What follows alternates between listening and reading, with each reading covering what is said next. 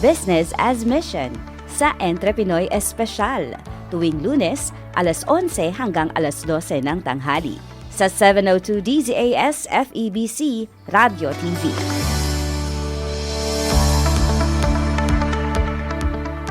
Nagpapatuloy po ang Entrepinoy Espesyal. Siyempre katuwang natin ang Business as Mission Philippines. At ngayon po kasama po natin isa sa mga kabahagi, ministry partners at advocate ng Business as Mission Philippines, si Ma'am Annie C. Desacula. Siya po ay mula sa Asia's J. Mondes Enterprises Corporation. Siya po ang Chief Executive Officer. Magandang araw po. Hi, Sister Jo. Good, magandang araw. And to those who are watching FEBC Philippines, so thank you so much sa pagtangkilik nito. And also, thank you for having us today. Thank you po. Sana all fresh. Yeah. Fresh, galing pa kung saan. Siya po ay livelihood consultant, livelihood program implementer, at kilala sa larangan ng chemical solution sa Pilipinas. At meron siyang tagline, mamaya babanggitin niya yun. Isang matagal na sa industriya. Ilang years na po kayo sa negosyo? For the local, siguro more than 10 years na. So kung sa ngayon. Pero for the chemical, medyo bago-bago pa lang. Okay. So, nasa over a decade na po yung inyong pagnenegosyo. Pero bago natin natahakin yung journey ninyo sa business, pwede po ba naming makilala kung sino si Miss Annie bago niya nakilala ang Panginoon? I never dream na maging businesswoman talaga because growing up, especially tayong mga Pilipino, 'di ba? So tinuruan tayo na mag-aral ka ng mabuti for you to have a good work. For you to have a good job. Ka. Yeah. So never na that I will become a businesswoman or I will engage sa mga kung ano na business. In fact, whenever people will discuss about business, close ang mind ko. Talaga? So, bakit? Yeah, because parang okay mag-work ako yung ganun. Pero mas malaki palang plano ng Diyos sa akin.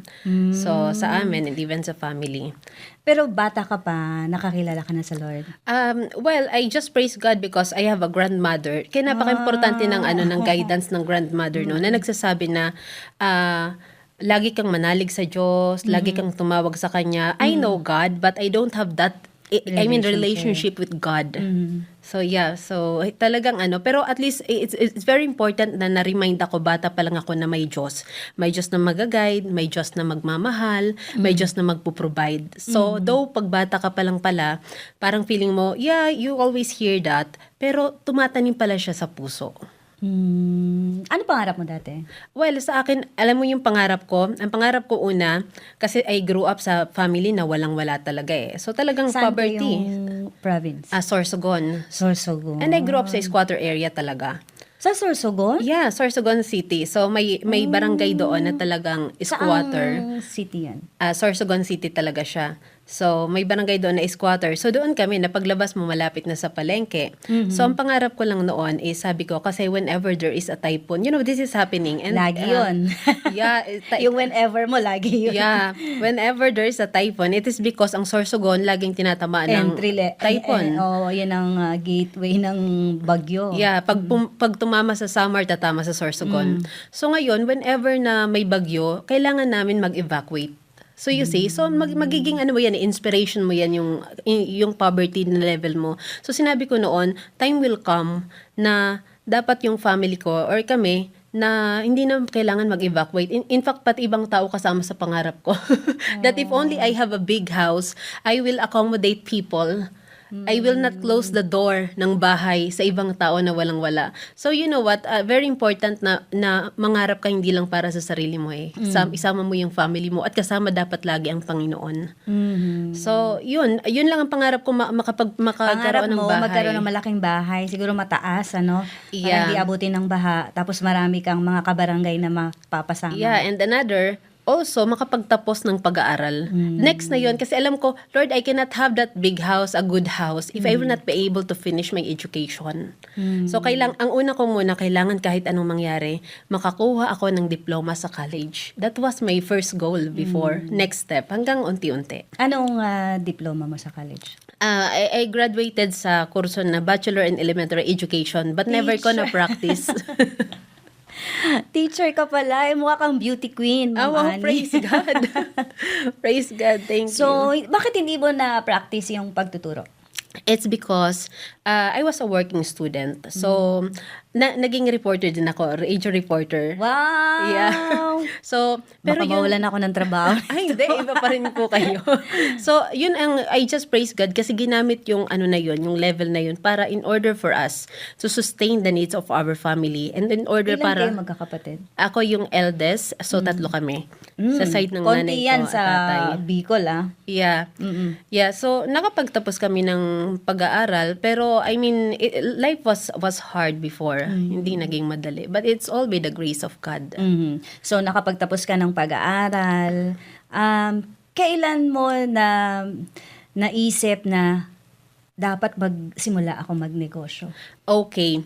Ang totoo, it was not my plan, but it was the plan of God for us. We didn't plan for it. It's pag inisip mo parang nagkataon lang ba? Kasi ang nangyari noon, so I used to work as a radio reporter Sa Sorsogon. Sa Sorsogon. Then nung nakakuha na ako ng diploma, iniisip ko kasi na pag nakaluwas ako ng Manila, feeling ko yayaman na kami. Hindi pala. So yun yung Ito na sana yun, Yeah. Pag probinsyana Bakit ka kasi. ang naisip mo na ticket mo sa Pagyaman, Manila? Ang ticket ko kasi feeling ko, ang key para yumaman ka, education. But education alone will never make you rich and will never make you happy. Oy, let's pause on that. Education alone will never make you rich and will never make you happy. Di ba sabi ang edukasyon ang isa sa mga susi sa tagumpay? No. It is a counterfeit success. Yes, education is very important and I always encourage lalo mga kabataan, kahit anong mangyayari mag-aral kayo, magtapos kayo. Ng pag-aaral. Pero sinasabi natin, isa lang yan. Isa lang. Pero sa pagtatapos mo, hindi sapat na marunong ka lang na yung intelligence level mo ay magaling ka lang. Kailangan kasama mo lagi ang Panginoon. Pangalawang element, pagtapos ng pag-aaral, meron kang pananampalataya. It's God. It's God. At the end of the day kasi for example, nakapag-graduate na ako, so akala ko noon, meron na akong, okay, yayaman na ako. Kasi may diploma na ako, feeling ko eh.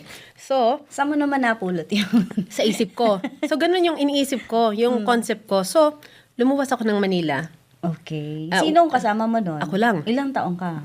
Hindi, graduate na ako ng college. So, mga early 20s. 21, ganun. Yan.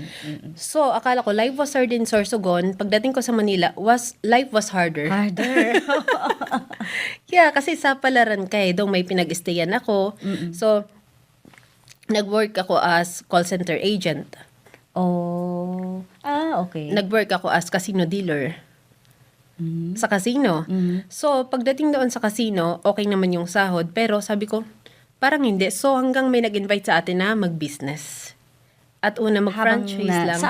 Nasaan ka nung in-invite ka na? I was working. May nakita lang kami na concept ng franchise. So, nag-franchise kami. Then, nung nag-franchise kami, inutang pa namin ang pangpuhunan. Puro utang. So, nung una, yung mga, pang ice cream. So, nung una, sa Sorsogon namin, so nag-resign ako nung nag-franchise kami, pero galing sa utang ha. Sabi mo kami, sino kasama mo? Si Miss May. Okay. And yung sister ko, tatlo kami. Pero nung lumuwas ka ng Manila, mag-isa ka pa Mag-isa lang ako, oo. Tapos sumabay na si sister. Yeah, kasi nagkita-kita na kami kasi uso noon yung mag-rent ka ng kondo, ambagan kayo sa kondo. Social ka, kondo agad ang nirent mo. At lumaki-laki na noon ang sahod ko. Di ba? So may nagsabi na negosyo. Yeah, business. Anong franchise yun? It's ice cream. Ice cream nga Yeah. pala. So nakita namin sobrang mabenta dito sa Manila. So we tried sa Sorsogon. Inutang namin yung puhunan. Magkano? Pa $500,000. Ang dami mo na pera. Hindi, ambagan kami, puro utang. Nag-risk lang talaga kami. So, Ang daming pa rin pera. puro utang yung pera na yun. Ang lakas ng loob nyo. 20s lang kayo nun. I think I was already 23 years old. Oh, ang lakas pa rin ng loob mo. Ambagan talaga kami noon. Okay, dinala sa Sorsogon ang ice cream. Yeah, and then hindi siya bumenda masyado. Sa una, Bakit? 1 month, okay. 1 month or 2 months? Magkano ba isang ice cream? Mga 12 lang. Pero Oh. grabe ang benta sa una. First 1 month to 2 months. Okay. Pero pag 3 months, humina na. Yung 1 month, nakuha niyo yung puhunan? Wala. Wala. Walang nangyari. Hala, yung 500,000. Okay, but in that season, doon namin mas na-encounter ang Panginoon. Wow. Sa time na sobrang humina yung ice cream, parang wala nang nangyayari. So, sa time na nako-corner na kami, nagkakaroon ng idea. Ano pumapasok sa isip mo muna nung iniwan niyo yung trabaho niyo sa Manila? Parang nakita niyo na naman yung pagyaman sa Sorsogon, so bumalik kayo, dala-dala yung negosyo. Anong iisip mo nun? Well, mas lalo kang kakapit sa Panginoon, lalo pag inutang ang puhunan. Yeah, you will really pray harder and deeper. Inutang mo eh. Dapat mag-survive ka dyan. Dapat makabayad ka.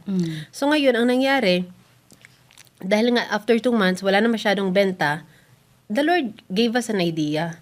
Bakit hindi kayo mag-add ng different products? Hindi lang kayo ice cream. Yeah. So, pero nagstay pa rin sa ice cream? Yeah, pero ang ice cream, yung machine na sira-sira na siya. Yeah, kasi medyo sensitive yung machine na ice cream. Alam yan ng mga nagpa-franchise. So, yung soft ice cream machine, sensitive siya kapag hindi siya na-operate ng maayos. Ano nangyari sa ice cream? Well, nag-add kami ng different products at doon na nagsimula. Ano yung ibang product mo? May french fries na kami, may burger na kami, and then iba-iba. And then hanggang sa nagkaroon kami ng concept ng, pati costing, pinag-aralan namin, nagkaroon kami ng concept na ipa-franchise natin.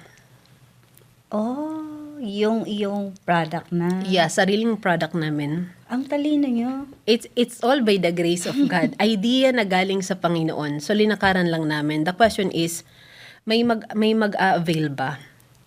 Pangalawang tanong yun. Yeah. No? So, nag-try kami. Ginawa namin ng pati proposal, everything, lahat kompleto. Tsaka hindi kami yung nag-hidden.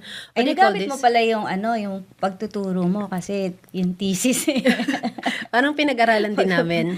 Feasibility study kasama sa Yes. teaching curriculum yun. Yes, present namin sa isang tao. Akala namin hindi siya mag-avail. So parang nag-try lang kami. Let's just test the water. If may kukuha, if Doon sa someone will like it. franchise ng french fries and burger, naman? Yeah. And then may nag-try. Okay. Nung may nag-try, talagang kinash niya. Sabi ko, this one is good. Pero alam niyo kung ano, hanggang sa may isa, so dito na nagsimula na yung care para sa ibang tao. How about those people who are interested to have their own franchise pero walang pera? Alam mo yung Wait ginawa? lang, wait lang. Yung utang niya sa ice cream na bayaran na. Yes, everything. Praise God. Praise God. Sobra-sobra ang provision ng Panginoon. Sobra-sobra. Kaya naisip nyo na paano yung mga gustong nagnegosyo pero walang puhunan. Yeah, how about yung labandera? How about yung nagtitinda ng balot? How about yung nagtitinda ng taho? Tapos, minsan inuutang din nila. Then, one time may lumapit sa amin, labandera ba yon? Sabi sa amin, magkano yung food cart package? Wala akong pera. Yeah. So, nakaisip na naman kami ng idea. What is, okay, ito na, what is the program of the government na pwedeng i-fund ito, magbigay ng fund para sa mga walang-wala?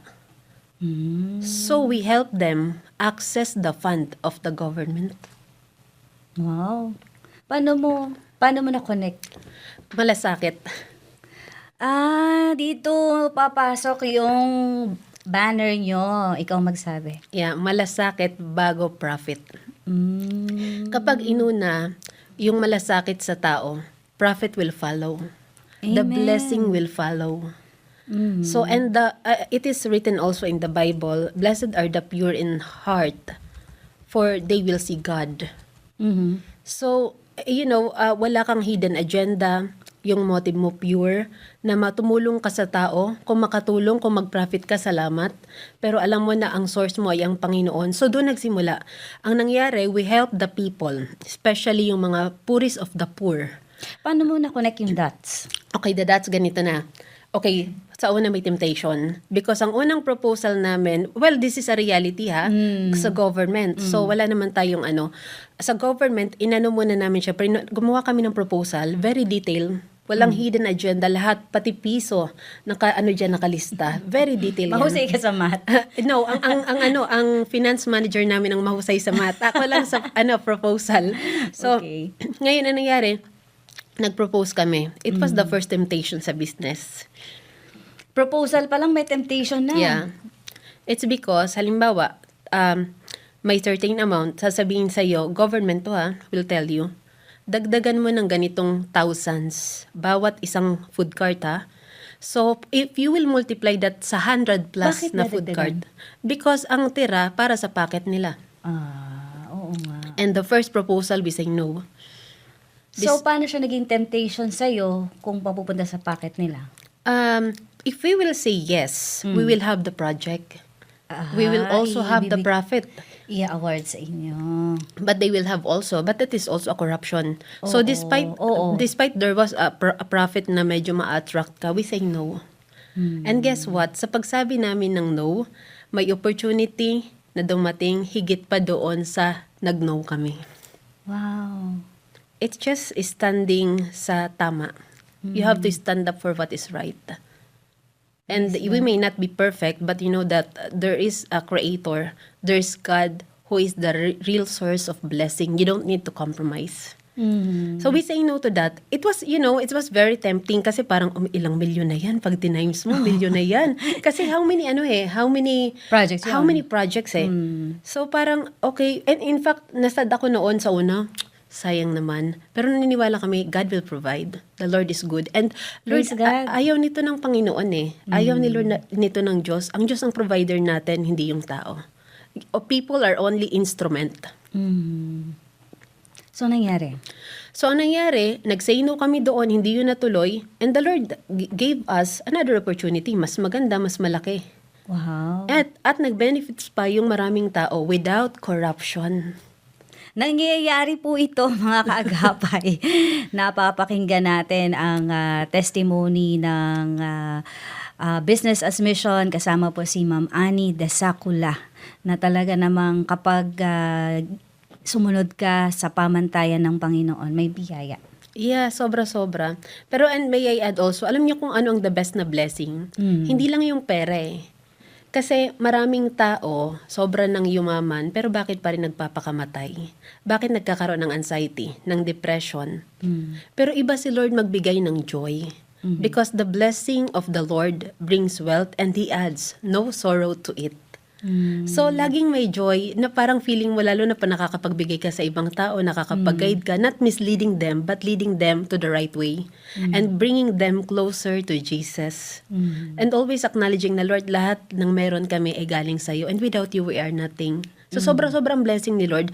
Alam niyo, whenever we say no to corruption, whenever we say no to compromise, mas lalo ang blessing ng Panginoon. Binabalik. Yeah, sobra-sobra po.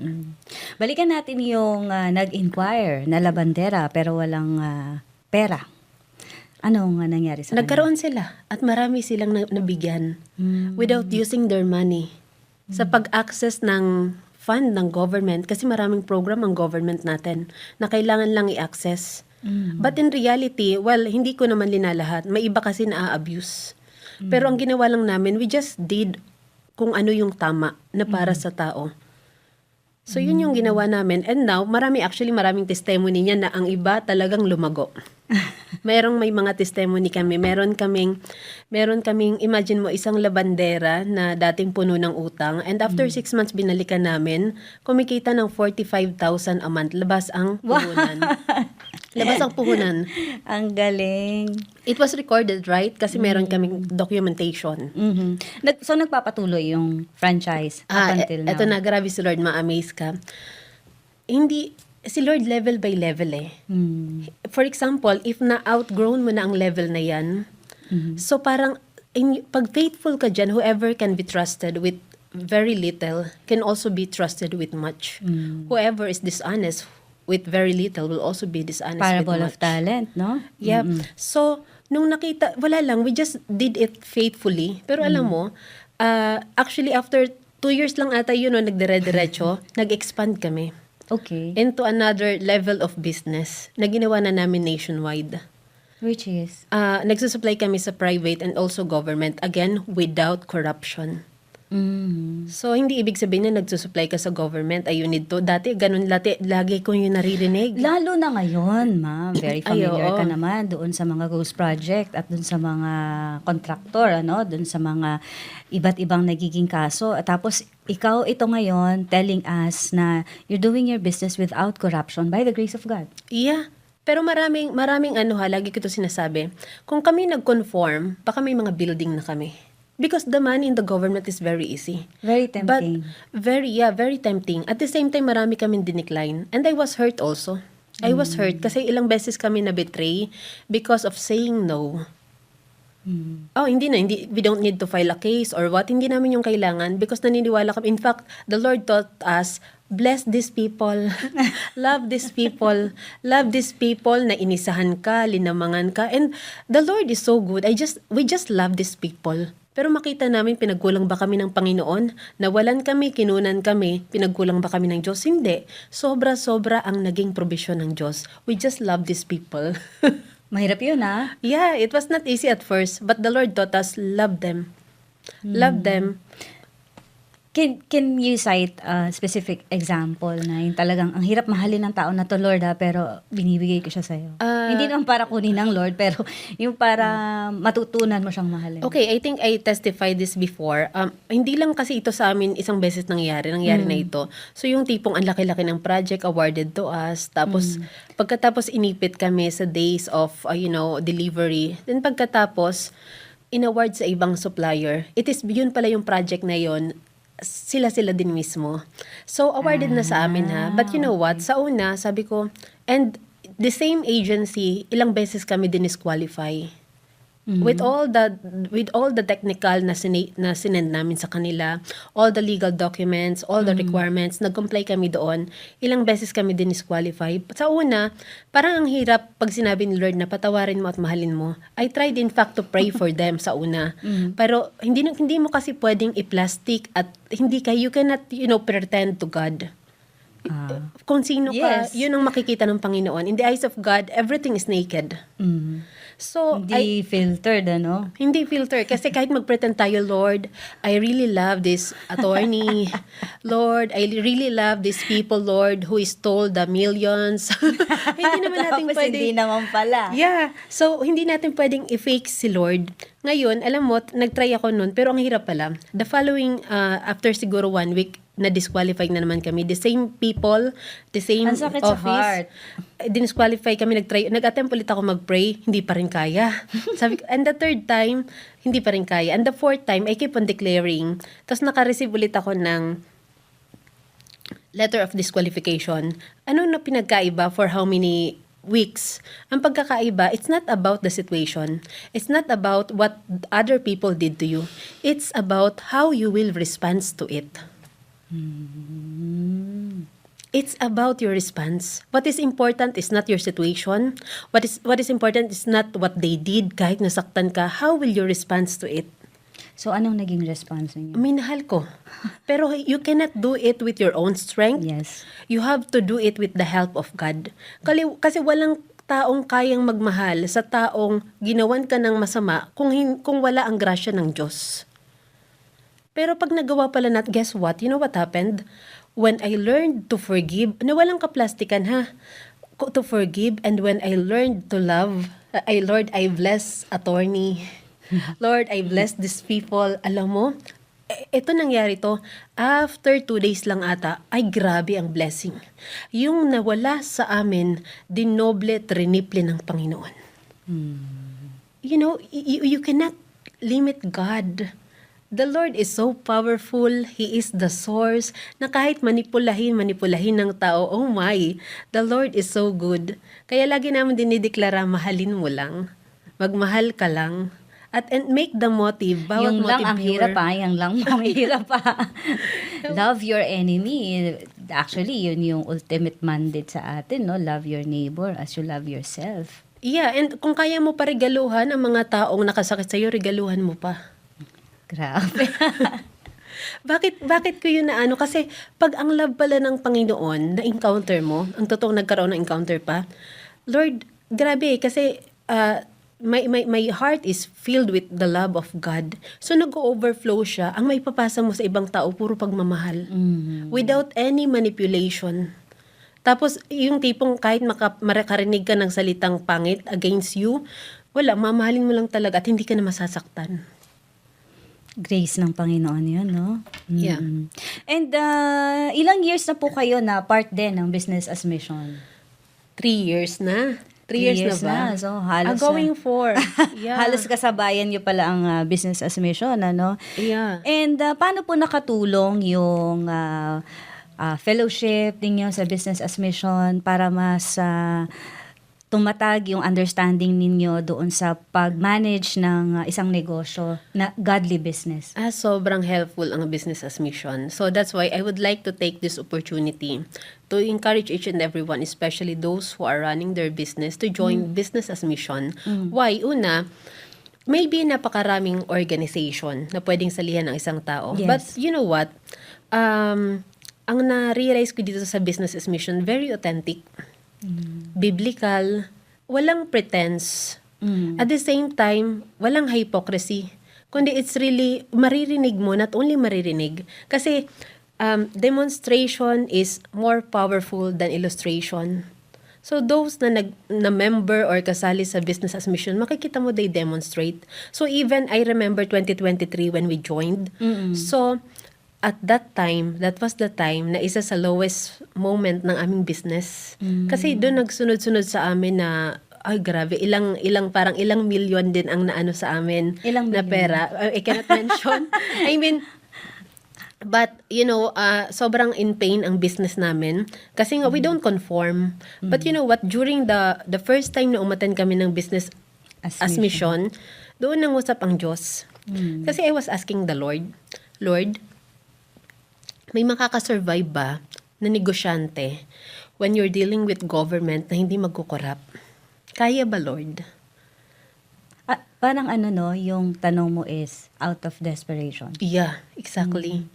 Yeah, because I was in pain Kasi parang, can you imagine, if ikaw marunong ka sa marketing, if marunong sa sales ang isang tao, kaya mo mag-negotiate Kaya mo negotiate, you can still get back, those millions na na-loss mo. If you just have to negotiate, you just have to talk to these people. And you know kung anong language nila. They will just ask you how much.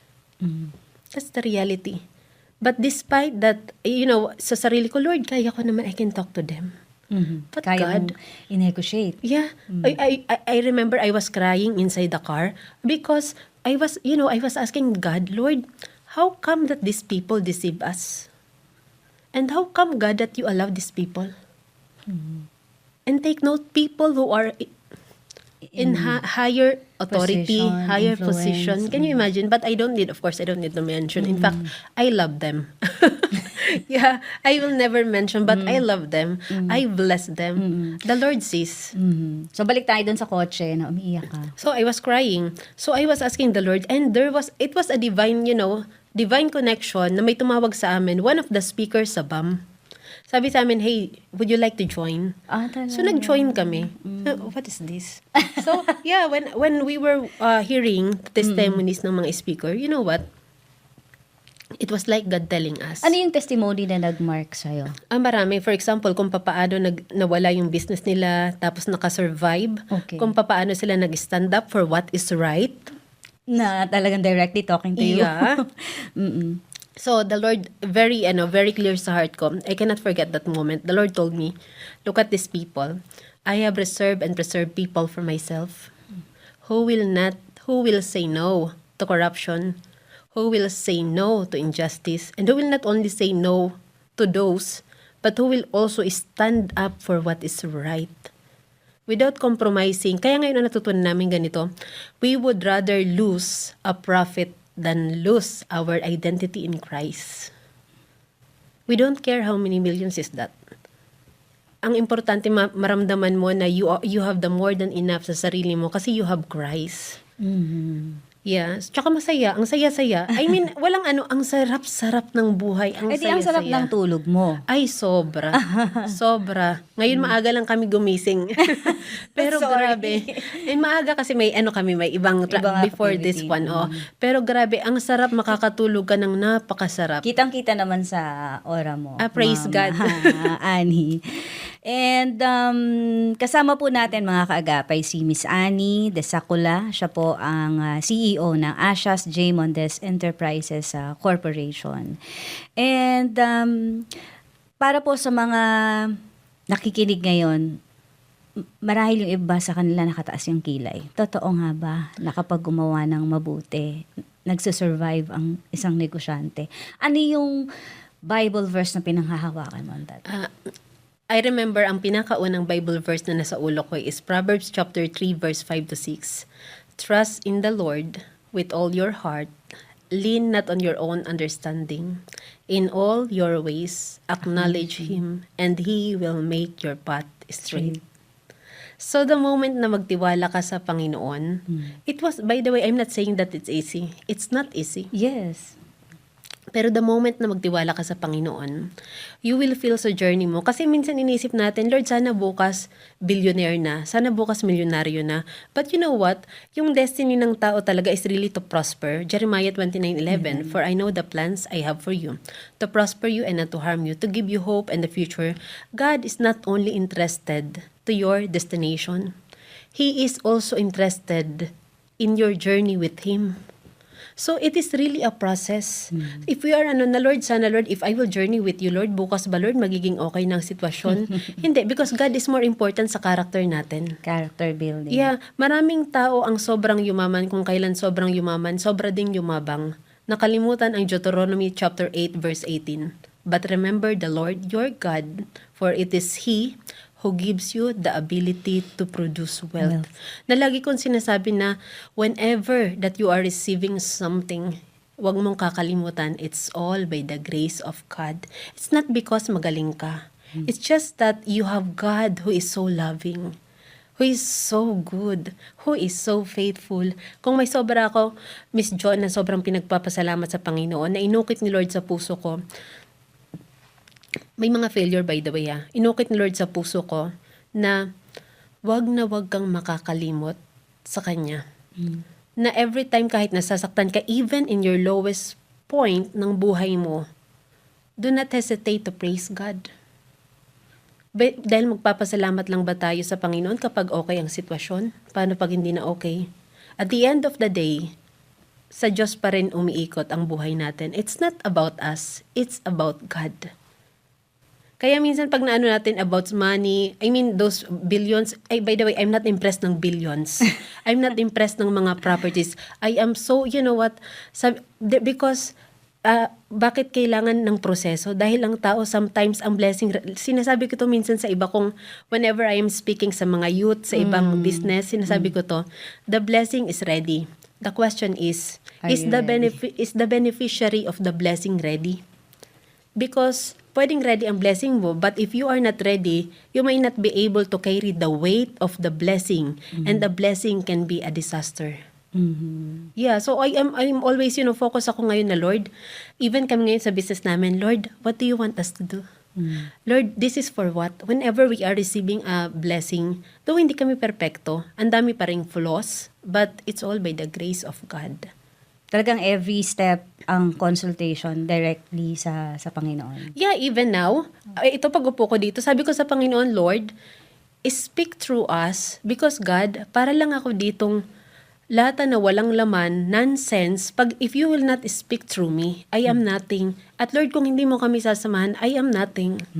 So it's all by the grace of God. Amen. At marami na po ang talagang napapagpala sa message po ninyo, Ma'am Annie, sa mensahe ng inyong buhay. And Gusto kong ibalik sa'yo yung pangarap mo nung bata ka ng malaking bahay sa Sorsogon, mataas na bahay na pwedeng makatulong sa mga kapitbahay. Nangyari ba siya? Actually, wala pa kasi wala sa Sorsogon, pero andito sa Manila. wala sa lugar na gusto ko, pero may binigay si Lord na ibang lugar. Pero ando na siya. Amen. Ongoing na siya. In fact, And ongoing. actually, hindi man siya yung totoong bahay, na yung konkretong bahay. Pero ginagamit ka ng Panginoon para maging channel of blessing sa mga, sabi mo nga ay poorest among the poor. Yeah, we always believe sa ganito. Kapag pinagpala ka, dapat hindi mag-i-stop sa'yo. The moment na pinagpala ka, you receive a financial blessing, anything, lagi mong isipin, Lord, what is this for? Kasi pag tumigil na yan, and you're just thinking about yourself, finish ka na. Why? Because blessing is meant to be shared. Hindi siya para lang sa atin. Dapat naisipan natin, dapat dumadaloy siya eh. Parang tubig, no? Yeah. Tayo ay vessel lamang ng biyaya ng Panginoon. Doon pa sa Business as Mission, Ma'am Annie, may retainers fee ba? May joining fee? Lalo na yung mga maliliit na negosyante, iniisip na, naku, mga mga mayayamang negosyante lang ang kasali dyan. Wala silang hiningi kahit ni piso. In fact, Business as Mission, sabi ko, napaka-generous. Yan, napaka-generous. Walang inihingi, not even, walang solicitation, walang kahit anong fee sa Business as Mission. But of course, if we have that conference, so of course, because of the food, pero yeah, we contribute, pero yung, let's say, other fees, walang ganun. So, napaka-generous. And we I think laging sinasabi ng Business as Mission, we don't solicit. Pero what's important is, we practice in Business as Mission. And I would like also to encourage, kahit nasabihin natin na, walang solicitation, and even siguro sa ibang ikaw pag lalo ka na nakakilala sa Panginoon, lalo kang pinagpala ng Diyos, your response is to be generous. Pero again, Business as Mission is not asking for anything. Just be authentic, missional, just be biblical. So, ang journey natin, let's always align ourselves sa Panginoon. Our business has a purpose.